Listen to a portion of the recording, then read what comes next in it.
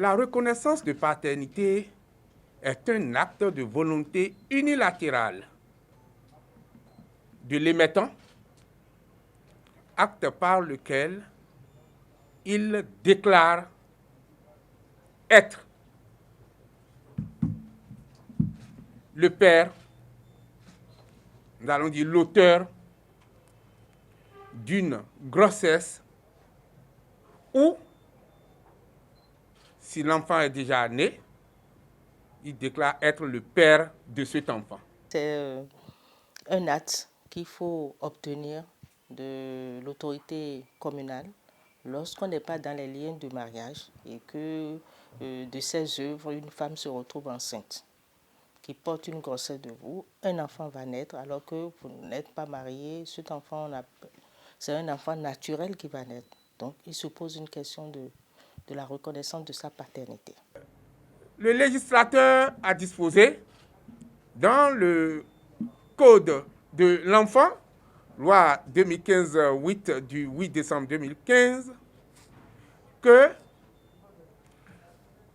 la mère fournit le nom du présumé père à l'appui de l'acte de mariage montrant que c'est le père de l'enfant, c'est-à-dire c'est le mari de la mère au moment où l'enfant naît qui est le père, ou alors, s'ils ne sont pas mariés, elle exhibe un acte par lequel le père a reconnu être l'auteur de la grossesse.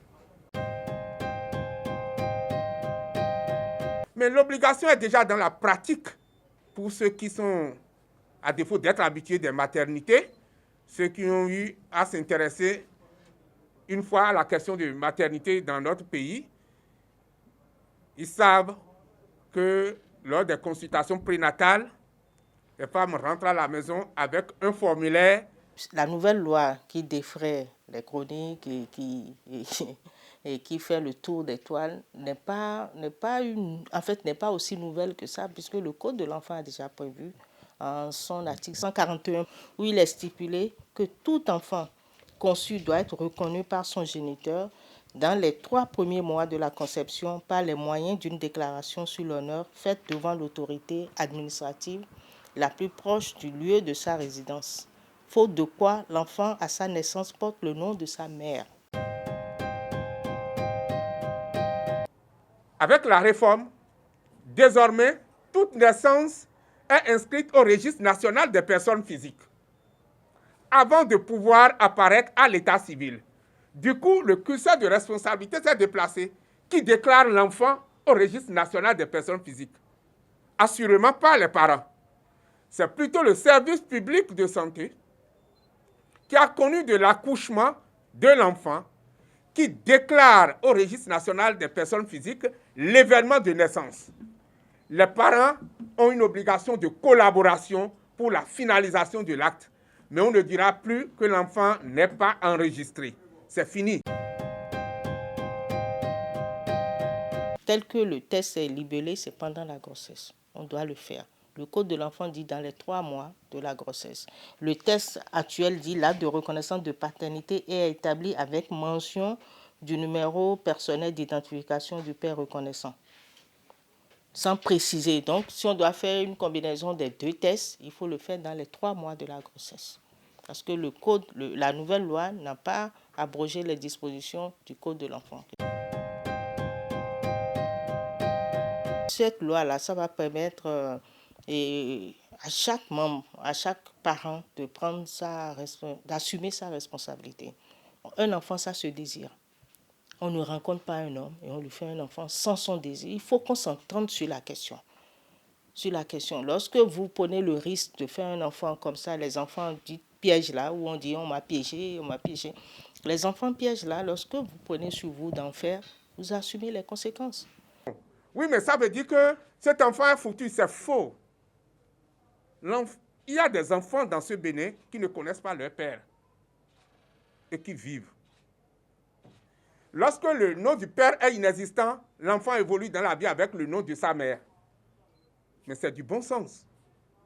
Et puis après, s'il lui plaît de se mettre dans l'aventure de recherche de paternité et que cela prospère, le jugement du juge sera notifié à l'officier de l'état civil qui sera tenu de porter mention des données nominatives du père au registre d'état civil. Voilà comment la question est articulée par la loi. Donc, il ne s'agit pas de priver un enfant du droit d'enregistrement à l'état civil. L'enfant sera enregistré, mais l'agent accoucheur ne remplira pas la partie concernant le père de l'enfant si on ne lui apporte pas l'un ou l'autre de ces deux actes qui permettent de dire c'est le père de l'enfant. Ce test-là n'empêche pas les actions en recherche de paternité ou en contestation de paternité. Parce que je peux reconnaître une grossesse aujourd'hui, faire l'acte de reconnaissance et par là-dessus se révèle que cet enfant que j'ai reconnu n'était pas de moi. Si on va à la mairie pour faire la déclaration après 3 mois et que le maire refuse, il faut se référer aux juridictions, au juge de l'état civil qui va ordonner à la commune, au maire de recevoir l'acte de reconnaissance. C'est en application de la loi que les difficultés vont se révéler et on verra comment les juges vont les régler. L'agent accoucheur qui se serait amusé à remplir avec fantaisie le formulaire algorithmé de déclaration de naissance au registre national des personnes physiques s'expose à la rigueur de la loi. Il pourra prendre 3 mois d'emprisonnement ferme avec 200 000 d'amende. Il ne faut pas rester non plus à punir la femme en disant « je ne vais pas lui signer la reconnaissance de paternité, comme ça, je vais la faire souffrir ». Si elle bénéficie de l'appui des services sociaux, elle peut saisir le juge et faire condamner l'intéressé pour violence faite à femme, parce que c'est une violence, le fait de savoir qu'on est l'auteur de la grossesse qu'elle porte ou qu'on est père de l'enfant et refuser de signer la reconnaissance de paternité. Mais ensuite, l'information sera immédiatement établie conformément aux dispositions de la loi. C'est pour dire que le système n'expose pas l'enfant ni la femme parce qu'il y a des garanties sociales qui existent, c'est-à-dire de protection sociale ou de sauvegarde qui existent et qui pourront être activées. En milieu rural, ça va être un peu compliqué parce qu'il faudra qu'on porte le test à la connaissance de ces personnes qui, pour la plupart, ne comprennent pas français. Ce n'est pas des gens qui sont alphabétisés. Donc, il faudra qu'on puisse traduire ces tests-là, qu'on fasse beaucoup de sensibilisation, beaucoup d'éducation. Mais une loi, ça s'applique à tout le monde, que vous soyez analphabète ou pas, intellectuel ou pas. Donc, c'est encore à l'État, à nous autres ONG, à toute personne qui lutte pour la promotion des droits, de faire en sorte que le test soit connu de tout le monde et qu'on puisse surtout sensibiliser ceux qui tiennent les états civils. Au niveau des maternités également, les sages-femmes, les médecins, parce que tout commence par là. L'acte de reconnaissance est remis à la sage-femme, puisque vous savez, pour aller faire la déclaration de naissance, la sage-femme remet la fiche de naissance.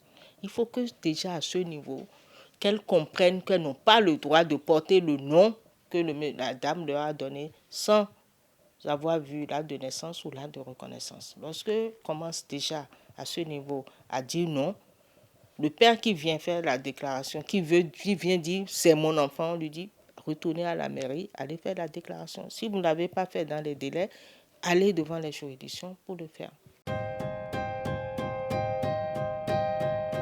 La même chose que nous disons concerne également les décès.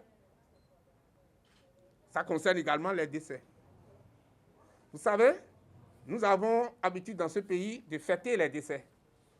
C'est-à-dire la mort de nos parents, la mort de nos proches. C'est toujours une occasion de fête. Et ça nous prend des jours, Mais la seule chose que l'État nous demande, c'est d'aller porter l'information à la connaissance de l'autorité publique locale. Si on ne le fait, on finit les funérailles, 15 jours après, on rentre dans la période infractionnelle. C'est-à-dire, on se met en difficulté avec la loi. Il y a des gens pour défendre la loi.